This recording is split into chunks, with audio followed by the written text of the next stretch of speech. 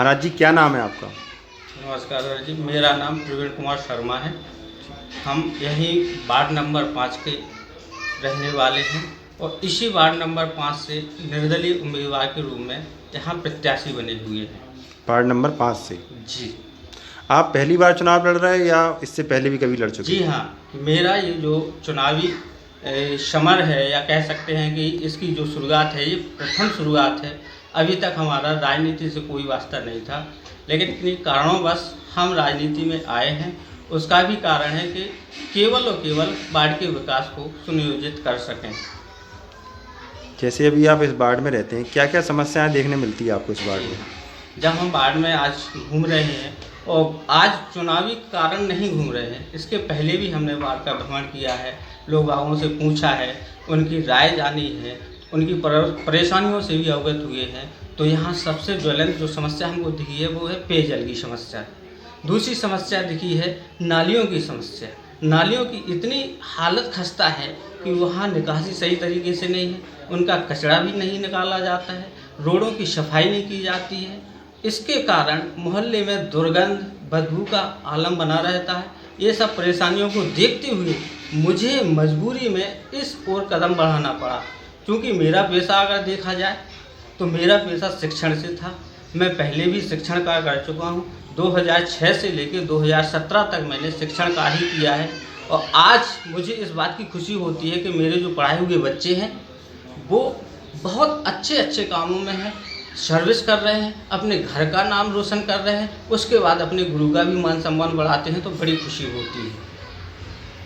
आप एक शिक्षित प्रत्याशी हैं वार्ड में, आप देख रहे हैं यहाँ की समस्याएं। यदि आपको वार्डवासी यहाँ के आशीर्वाद देते हैं और आप जीत जाते हैं, क्या क्या काम आप ऐसे करवाएंगे अपने वार्ड में जो आपके मन में चल रहा है? जी, आपको बताएं, ये हमारे लिए जीत जो है हार से भी ज़्यादा चुनौती की होगी।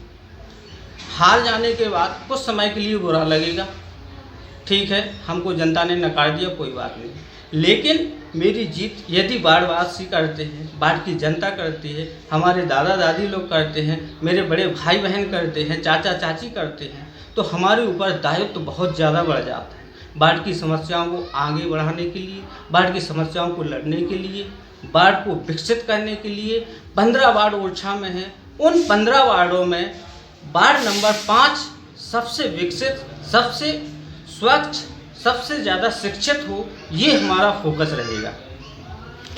देखा जाए जैसे भी चुनाव चल रहा, सरकार की कितनी क्या सुविधाएं आपके वार्ड में अभी तक आई लोगों के लिए? देखिए, अभी केंद्र से लेके राज्य स्तर तक भारतीय जनता पार्टी का शासन है। शासन बड़े स्तर से देखा जाए तो स्वच्छ सभी से चल रहा है। हमें शासन से कोई प्रतिद्वंद्विता नहीं है, शासन की नीतियों से प्रतिद्वंद्विता नहीं है। प्रतिद्वंद्विता होती है केवल निचले वर्ग के जो व्यक्ति होते हैं, जो व्यवस्थाएं आती हैं या जो शासन की योजनाएं आती हैं, उन योजनाओं को ये जनता तक नहीं पहुंचाते हैं, ये बीच में कहीं ना कहीं से गुमराह कर देते हैं।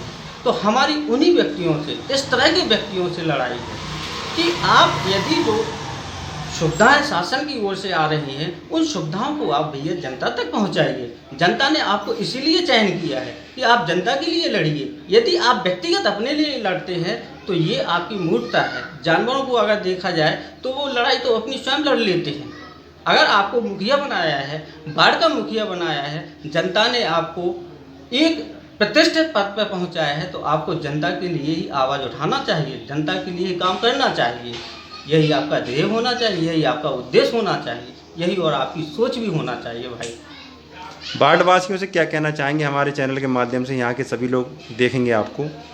भाई, मेरा नाम जैसे शर्मा है तो उसमें शाह लगा है, तो हमारा उद्देश्य यही है कि स्वच्छ, सफाई, स्वच्छता, शिक्षा जैसे 7 से शब्द शुरू होने वालों पर हमारी प्राथमिकता है। और वार्ड की जनता से हम यही हाथ जोड़ के विनम्र निवेदन करेंगे कि मैं भी आपके वार्ड से एक प्रत्याशी हूँ।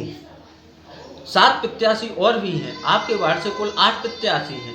उन 8 प्रत्याशियों में आप जब मतदान करने जाएं, एक बार प्रवीण कुमार शर्मा को भी, जिनका चुनाव चिन्ह गाजर है, जो 7वें क्रमांक पर है, उस क्रमांक को भी आप ध्यान से देखें और उस क्रमांक को देख लें। उसके पहले आप सभी प्रत्याशियों की छवि, सभी प्रत्याशियों का राजनीतिक कैरियर, सभी प्रत्याशियों का सामाजिक बर्ताव, सामाजिक सोच, इन सब चीज़ को ध्यान में रखकर आप निर्णय लें। आपके मत का, एक मत की कितनी बड़ी आपका जो एक मत है वो कितना बहुमूल्य है, वो आप आने वाली 6 तारीख को मतदान करके अपना श्रेष्ठता प्रदान करें और उस प्रत्याशी को चुनें जो वास्तविकता में आपके हक के लिए, आपके वार्ड के विकास के लिए लड़े। उसको आप अपना मतदान दें और उसको विजयश्री प्रदान करें। यदि आपको लगता है कि शर्मा भी ये काम कुछ कर सकता है या ये इसके माध्यम से वार्ड का विकास हो सकता है, तो ये सेवा का मौका आप हमें भी दे सकते हैं। और हमसे अच्छा छवि वाला आपको और कोई प्रत्याशी मिलता है तो आप उसे भी विजयश्री प्रदान कर सकते हैं।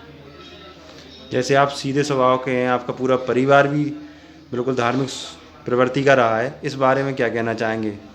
जी, अब यदि मैं थोड़ा सा अपने व्यक्तिगत करियर पर जाऊँ तो बात लंबी हो जाएगी, लेकिन हमारा नित्य प्रति का यदि नियम देखा जाए तो प्रतिदिन प्रातः उठने के बाद भगवान श्री राम राजा की पूजा करना, प्रतिदिन रामायण का पाठ करना, इसके बाद मंदिर जाना, मंदिर आने के बाद ही अपने नित्य प्रति के कामों में लगना, ये हमारी रूपरेखा है।